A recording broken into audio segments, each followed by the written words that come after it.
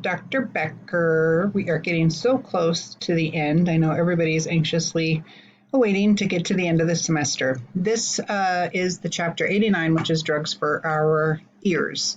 So the interesting thing about this is that in your book, it's really heavily focused on children because, as we know, acute otitis media, acute otitis externa, those are very common diseases, more so to childhood. And this book is a little more geared at times to more of a primary care approach, so that's why they're pretty heavy on then. A lot of what we talk about from Laney's is child. And children meaning like under 12, right? And so since we're definitely 13 and above and typically 18 and above, that's really not as appropriate for our course. So I'm going to lecture on this a little off track of the book a little bit because I really want you guys to have a good focus on how this applies to you as adult practitioners and providers. So we're going to kind of go through this more looking at it from adults. So it is not necessarily, we're going to start with acute otitis media. It is not necessarily something that we often commonly think of in adults, but it does happen. Okay, so the acute otitis media is often called AOM as an abbreviation, or OM as otitis media. For acute otitis media, we're talking about infection, inflammation, and fluid within the middle ear. If you hear the word otorrhea, that means drainage of the ear.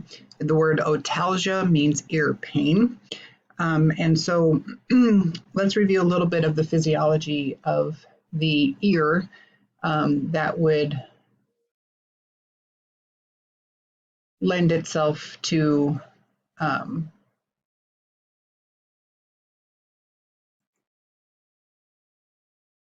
understanding this more. So I took this image from UpToDate, as you can see there, and I think it's really helpful for us of what we're talking about, right? So this is our whole, what is considered the ear.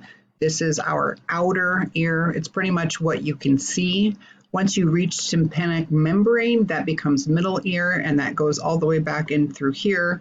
And the eustachian tube is what feeds into the middle ear, where this would be, and then the inner ear is where we have the bones of our ear and the vestibule and the cochlea.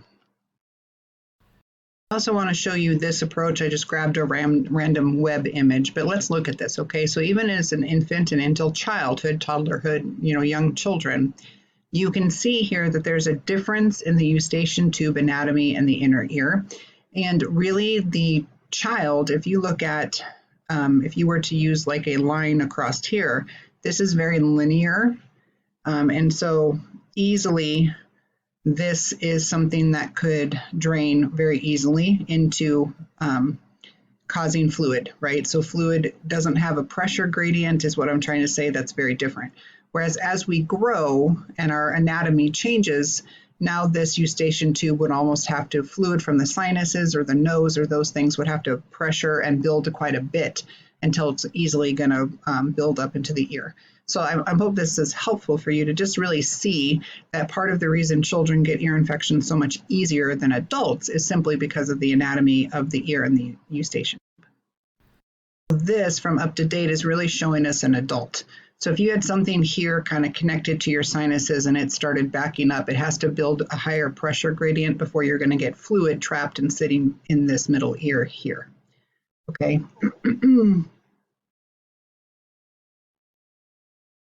So when you have acute otitis media, this middle ear is filled with fluid that's typically infected from a virus or a bacteria or an adult, sometimes fungus. It could be a wide variety of things. And so that extra fluid is going to cause this tympanic membrane to bulge. And if the tympanic membrane ruptured, that fluid would leak out, and that's what's otorrhea. So commonly, this forms after you have an infection that caused inflammation and swelling of the eustachian tube. That swelling then leads to blockage, resulting in negative pressure in the middle ear. In turn, leads to fluid accumulation then in the middle ear. When the eustachian tube opens, causing pressure equalization, the bacteria or the virus can be sucked back into the eustachian tube. And if your mucociliary system is insufficient to handle that, it's unable to transport those pathogens back to the nasopharynx. And so then that fluid tends to sit there in the middle ear in the eustachian tube and it becomes colonized, and then you get an infection. Okay. Infections in this having that fluid here doesn't feel good. It causes discomfort or pain, or it can have that feeling of fullness, or it can impair your hearing if there's enough pressure in that area. So most times people are going to have symptoms because it's uncomfortable to have this chamber here filled up with fluid. Okay, so I hope that is a little helpful to visualize what we're talking about here when we're discussing acute otitis media. Okay, so the next question becomes microbiology, and what kind of bugs are we going to be treating for our acute otitis media? And what I want you to understand is that we have lots of data about children, what kind of bugs they have in their fluid, but it's less studied in adults. Not a lot of adults have been willingly had their tympanic membrane punctured with a needle to be able to get the fluid out, but the studies we do have lead us to believe it's the same bugs as the kiddos or adults. Okay, so when we talk about that, the majority of the data comes from small adult studies, but we're basing it off of kids. And so the most common causative organisms, write these down so you have this knowledge of what you're treating, is going to be Streptococcus pneumoniae, H. influenza, Moraxella catarrhalis, Staph aureus, or group A strep. Okay, that's for bacterial pathogens. You can also have viral pathogens. Okay, so when you're talking about what we're treating for adults, Streptococcus pneumoniae, H. influenza, Moraxella catarrhalis, Staph aureus, and group A strep, which is very common when we're still talking about other upper respiratory infections or pneumonias. Okay.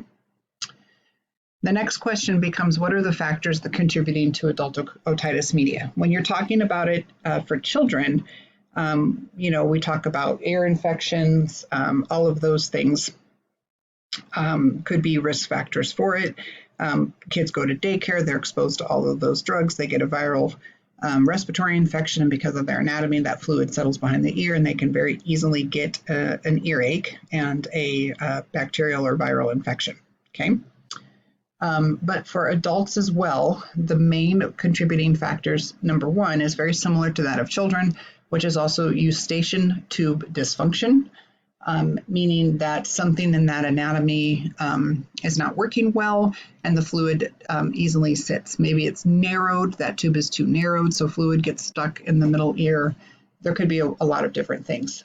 It also could be that the immune system property of the eustachian, like the mucociliary that is supposed to keep the fluid draining back to the nasopharynx, is impaired in adults, so maybe that is why fluid sticks easily.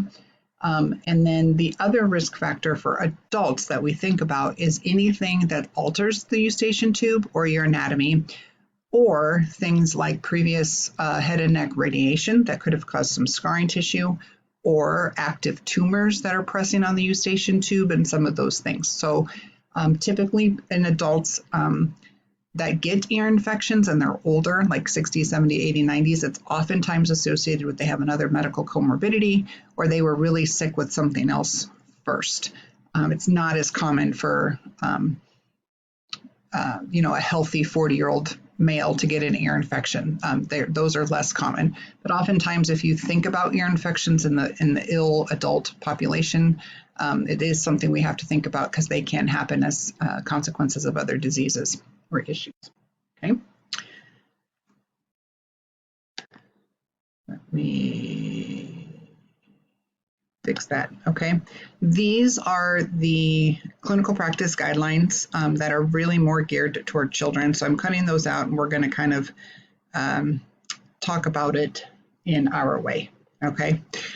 For the first thing I want you guys to know is that, let's review what an ear infection looks like. So typically in an adult, oftentimes a healthy adult, especially just like a child, they get an infection. They have allergies and they got a runny nose, they've had a head cold.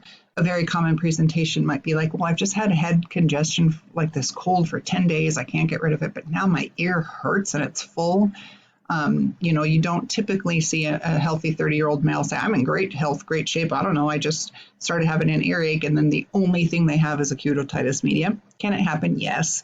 But typically, the most common presentation is going to be that if they were sick with something else. Sometimes it can be very painful, and sometimes really not painful so much as annoying. Sometimes it's just they feel full and their hearing's impaired, those kind of things. So it doesn't have to be robust symptoms necessarily, but it's oftentimes discomfort or something that brings them to the doctor.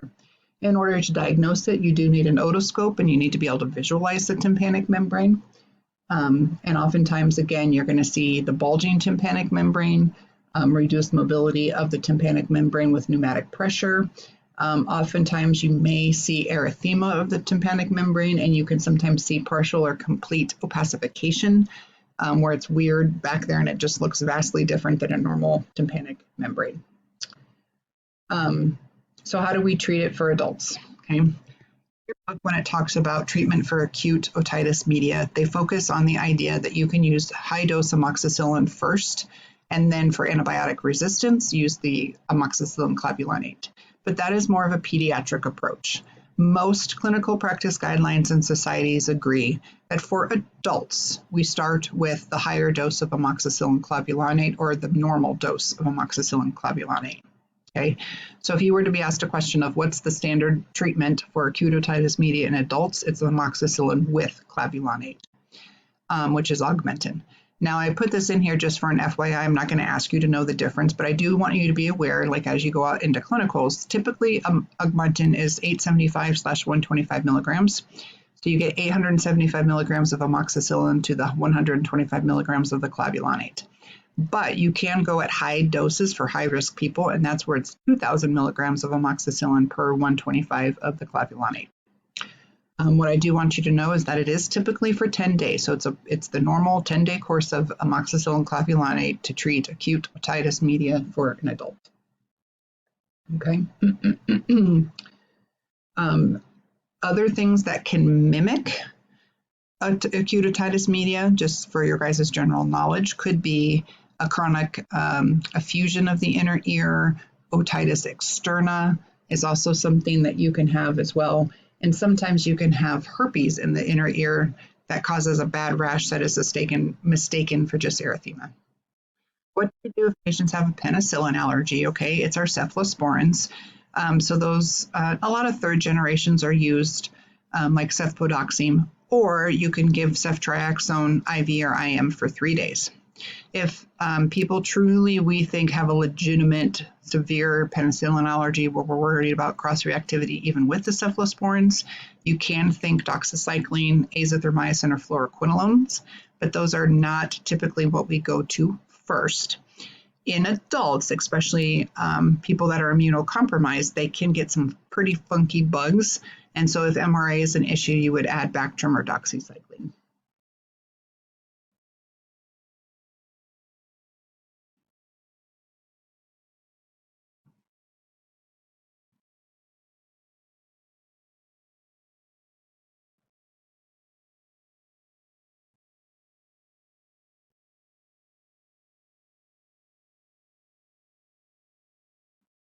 If somebody does not have a great response within 48 to 72 hours of starting them on antibiotic treatments, you need to stop and think about that, and they should probably be re-examined and likely referred to an ENT, because something's not what we want, okay?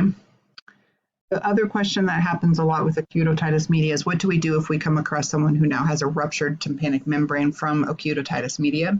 You need to educate the patient that they still are going to finish their antibiotics. Some people will also give them a topical antibiotic.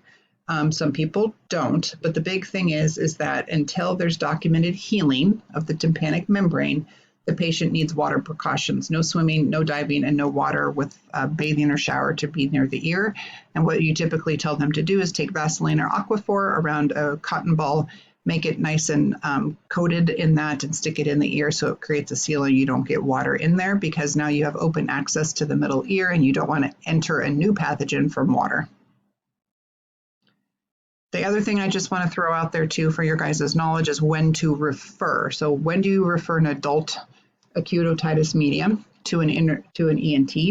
If it's becoming a recurrent problem, if it's not responding to your initial antibiotics, if they have significant hearing loss that persists. So about a week after they're done with antibiotics, if things haven't returned completely back to normal, I would refer them on. Or if the perforation's not healing, you need to refer them on to ENT. The big thing I want you guys also to take away from this right now is that when you're creating differentials, so if you're in more of an acute or critical environment, like outside of primary care, and you have people with pain in their ears, do think that they can have an ear infection, right? If you had a neutropenic patient with cancer that comes in with a high fever, we have to do a good ear exam, a head and neck exam as well, right? Because they could have a pathogen in their inner ear. The other thing to kind of think about, just so that you guys hear it again, this part is not test questions. I'm not going to ask you for possible complications from AOM, but I do want you to hear it, is that there is an issue of mastoiditis. And that is an issue because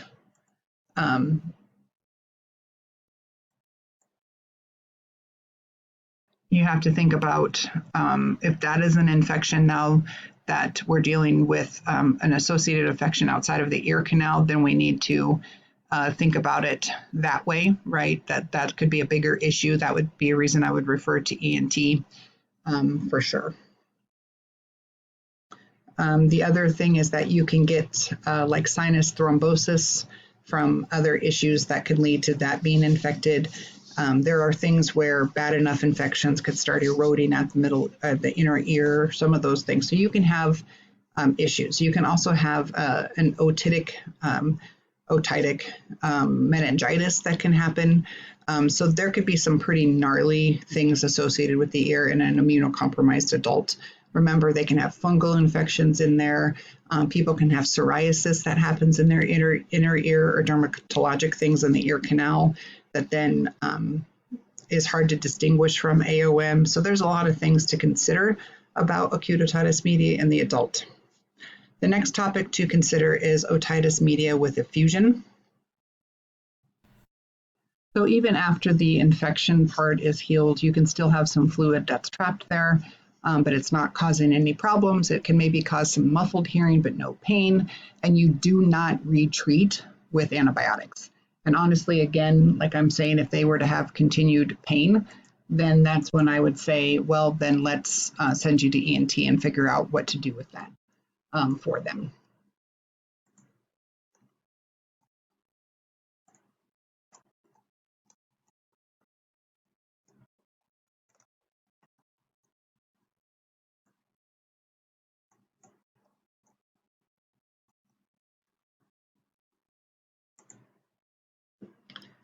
All right, the next condition that we talk about is otitis externa. And again, much more common in children, but we can have it in adults.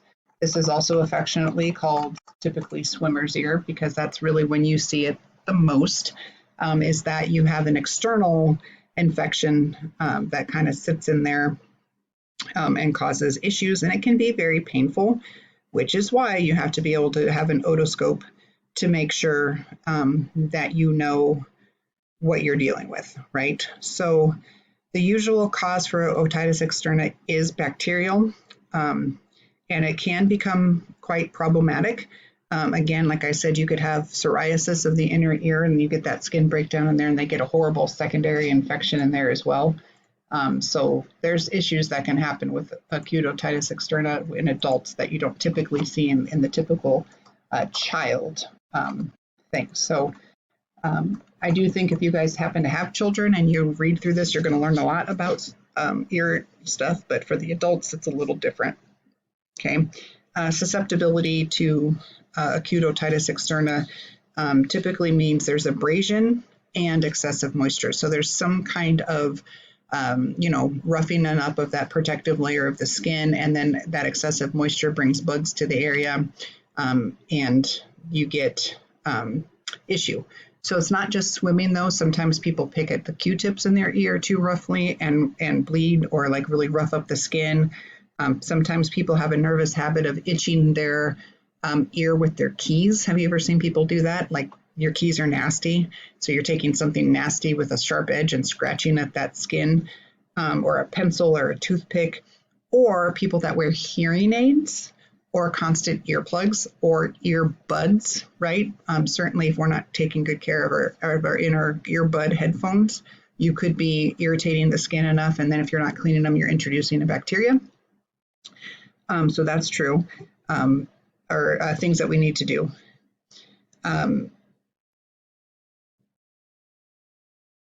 The book also talks about and gives you a good description of the moisture can wash away.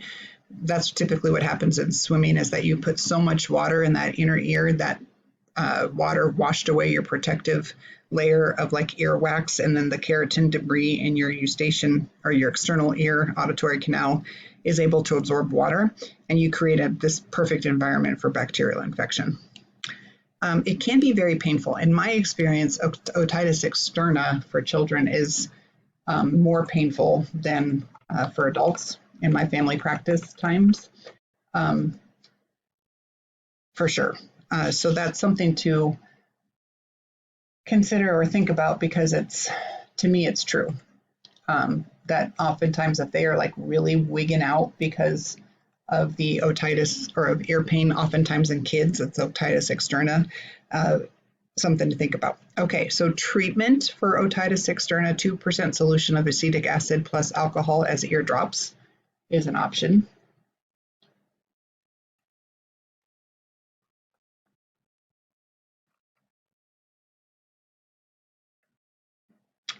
For the kiddos. But when you go into adults, when you think about what the guidelines are saying for adults, typically they will kind of treat it in an algorithmic approach as well. And so what they say is for adults with otitis externa, they have mild, moderate, or severe disease, and they kind of have an algorithm that I will add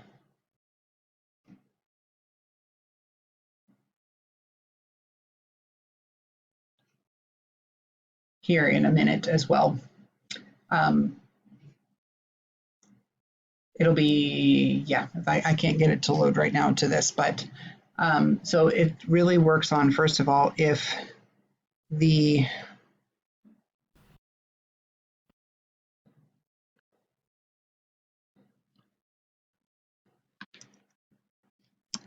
so first thing that they look at is TM, tympanic membrane, intact or not, okay? So if it's intact and they have mild discomfort, mild itching, mild canal edema, if it's considered mild, then they do the topical acetic acid / hydrocortisone combination for 7 days.